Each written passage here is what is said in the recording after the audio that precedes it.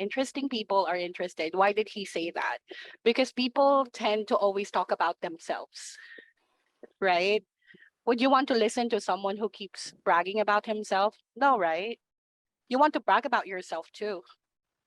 So mirroring actually is the way, is the trick that, you let that person talk and brag about himself. He gives you more information about himself because interesting people are interested. So you make it sound to him that you are interested. And guess what? You want them to talk. You want them to reveal information. The great thing about mirroring is like what Chris says, it makes them feel that you are paying literally attention to what they're saying, but I still don't catch it. It's just not enough, right? And it says in a very polite way, give me more of what you're saying right now, right? Give me a little bit more of information about what you're saying because I understand what you're saying, but I still need more. I need you to elaborate more, right? And we usually have this at the beginning of the phone call. Hey Rex, this is JP. I'm calling in regards to your property 123 Main Street. I just want to know if you're interested in selling. Maybe. Great response right there. Maybe. Maybe. Maybe. Quick mirroring.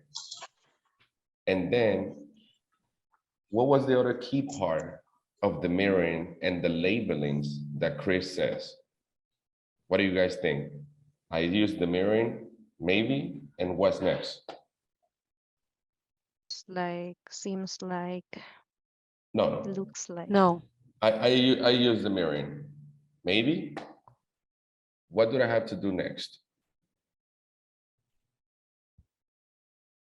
Exactly what you guys are doing right now.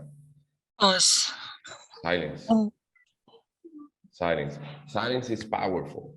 If you guys talk right after a mirroring, right after a labeling, you guys lose because you sound desperate. And I understand, and this is precisely what Chris says. Um, when you use one of these negotiation techniques at the beginning, of course, it's gonna be awkward because there's gonna be a lot, probably it's gonna be a long silence, but awkwardness, that just means that you're on the right path, right? I pretty much remember when I was training most of you guys, um, that I used to tell you, I'm divorced, this, that, and the other, and I used to use mirroring and labeling a lot with my ex-wife, and it saved me a lot of trouble down the road, right? Because when I wanted to hear her talking to me and not arguing, or she was arguing for whatever reason, I used the labeling and the mirrorings in order to diffuse those bombs that were coming on my way, right?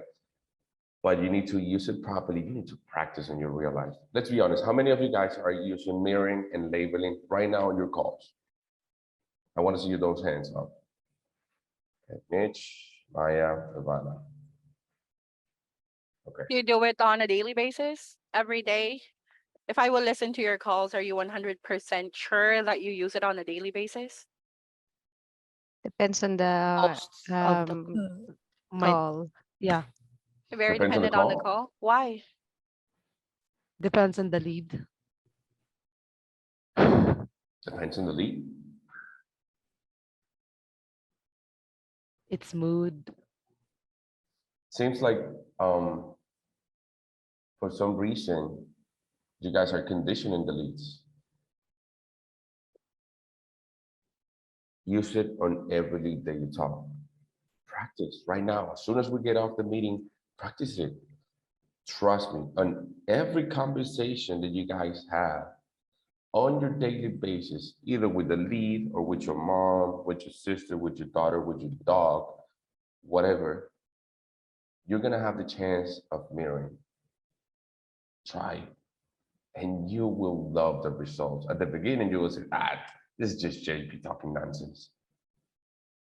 But as soon as you start seeing the results, you're gonna get so much used to it. You will, trust me, you will. You will get you will get used to it. And the reason is it's effective. Guys, I want you also to understand these are techniques, and like every technique, It's not 100% accurate. A lot of people are just jerks over the phone, and pardon my French, the ladies, right? But that's going to happen. Sometimes you're mirroring and labeling, even when you did it at the right time or the right way, they're not going to work. And that's fine too. That's part of the process. All right. So if you use a mirroring and a labeling and it didn't work with a specific lead, that doesn't mean that you're not going to do it. You're not going to keep doing it with the next ones. That just means that this person wasn't the right one at the moment. That's all, right? That's just exactly like the same way with us being LMs, AMs. Maybe we had a lead that is right there in the buy box, this and the other, and for whatever reason we cannot close it. That doesn't mean that we're not doing a bad job. That just means that this was not the right person at that precise moment. And also we need to go back and review what we missed. What we missed. We're all human beings here, including you guys, including John, including me. And most of the times, we made mistakes that we could avoid, right? Sometimes the conversation goes south because we say something or our tone of voice was, a little bit out of place. So using mirroring and labeling is going to save a lot of that. Remember, there's a little rule that we would like to call it 80-20. That means that you're going to listen the 80% of the time, and you're just going to talk the 20% of it. And for the sellers and for everybody else, like what John just said, the greatest conversations that a seller will have with you is when they are talking. They are talking, and you're just listening to them. They will be bragging about their property. My property has this, that, and the other. You'll be a report asking the right questions, acknowledging properly. And they talk for 8 minutes, and you only talk for 2 minutes. And guess what? You gather all the information that you could. That's a great lead right there. That's a great lead right there. And you did a terrific job. Even if you only talk for 2 minutes, remember, it's not about quantity, it's about quality. Is that clear? Go ahead. I- Jen. No, I just actually wanted to reinforce what JP said for the mirroring. The recipe for mirroring, after you mirror, you actually need to shut up, right? Because that's what they call the effective pause. So you shut up because you need to let your skill work in their head. Let them know that you really want to hear it, that you're waiting for them to speak up. Like what he said, most times, if someone shuts up, it's actually related to like anger, right? But it's different on mirroring. If you're mirroring and you shut up, it just means that you're telling the other side to, go ahead, talk more, I'm listening. You make it Correct. sound that you're interested to them. Correct.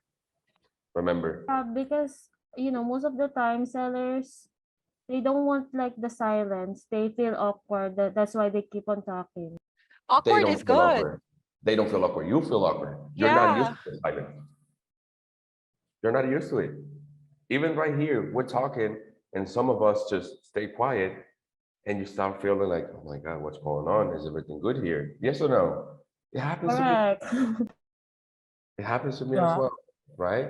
Um, But go girls, ahead, try Johnny. to remember. I'm sorry. I just wanted to answer to Ingrid. Try to remember that, it's not just mirroring and labeling, but in general, if you say something and they did not respond, it's actually a good sign. It means that you're on the right track. You're letting them think. Like, you had them pause and they're actually thinking. That means that that's the reason why, they did not say anything. They're thinking. So what you need to do is you need to label more. You need to mirror more and dig deeper. So, you will pick their interest. It doesn't mean that they're not talking, that they're not listening to you, or they're not interested or any of that. You actually had them thinking and you're on the right track. And I'm gonna give you girls an example. When you throw your qualifying statement, ah, listen, sir, we buy properties as is, this, that, and the other, and you guys use the qualifying statement perfectly. But at the end, so for a property like this and an offer like this, how much is the least you will take? Right there, that's all you need to say. But then sometimes we come back including myself, because I used to do it a lot, much less right now because I'm practicing it. But right after the qualifying statement, instead of keeping quiet, we go back. Oh no, remember that we pay cash, and remember that we buy it as is, or whatever expression, whatever phrase we said, and we just lose the leverage that we had. Actually, it helps you with two things. The first one, it helps you to diffuse their bomb. When there's a negative feeling, when there's a negative reaction on their end, it helps you to deactivate it. And when it's a positive one, it helps you to reinforces it. Who can give me an example of that? How would that be? I actually want to add more to that, JP. So like what Chris Voss said on the video, labels reduces negative emotions, right? There's actually just two steps on labeling. That's right. You're on the right track, Maya. Instinct of what? Background noises. No, we're not talking about background noises here. We're talking about labeling. Can you label a background noise?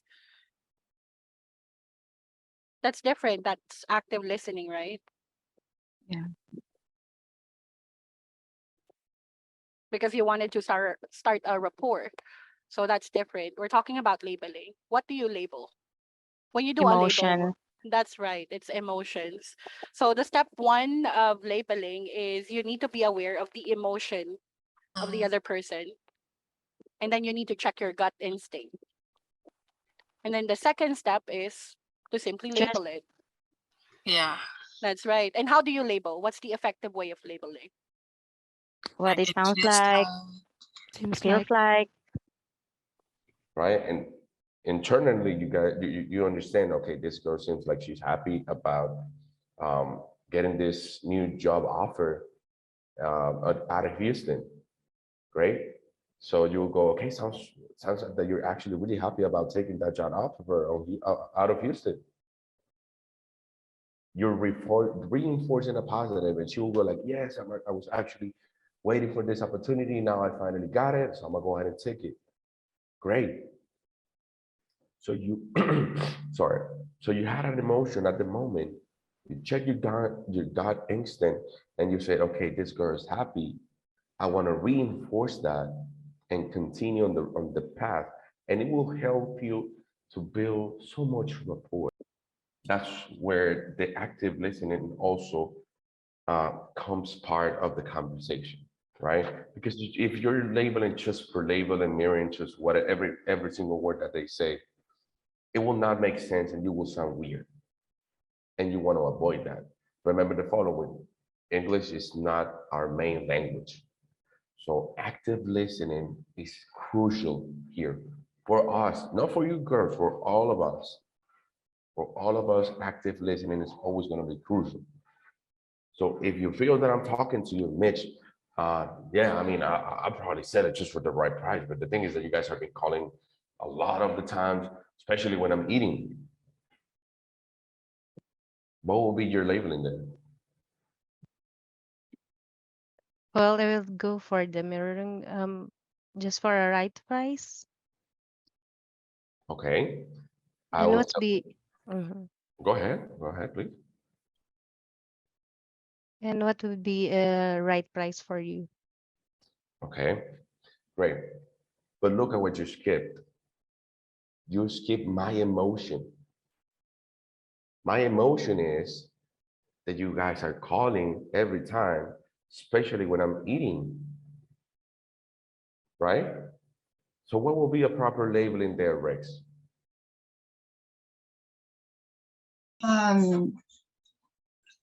Sounds like you get a lot of these calls. Hey, sounds like you get a lot of these phone calls. What Uh, else? it looks like I caught you in a bad time. Looks like that's in about time.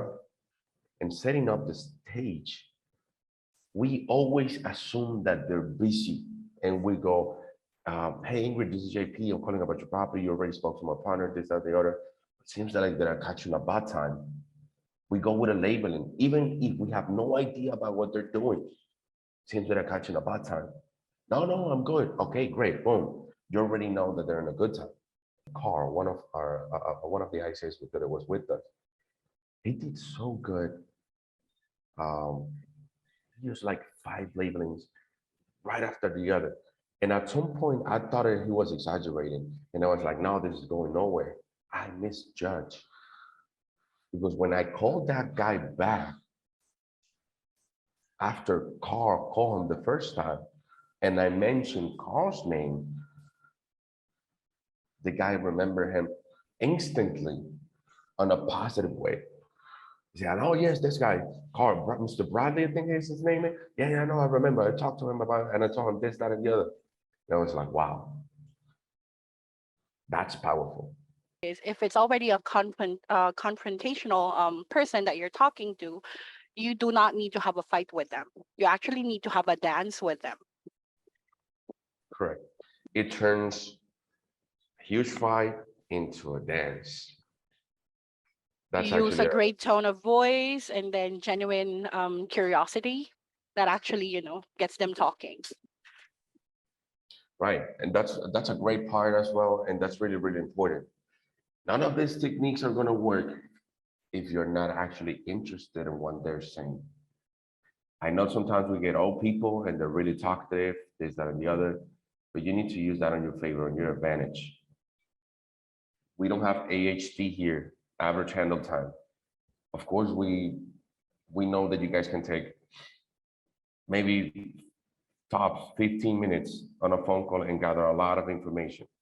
But if for whatever reason you're in a good lead and you need to take longer than that, go ahead and do it by all means, right? Listen to them and act and react according to what they're saying, according to their feelings, and according to your gut instinct. Trust yourself. We trust you.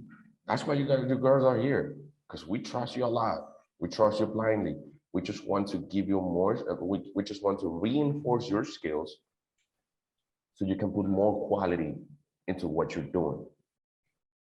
And remember, right? girls, there's no right or wrong answer. It's all about, committing the mistake, learning from the mistake, and being better every time.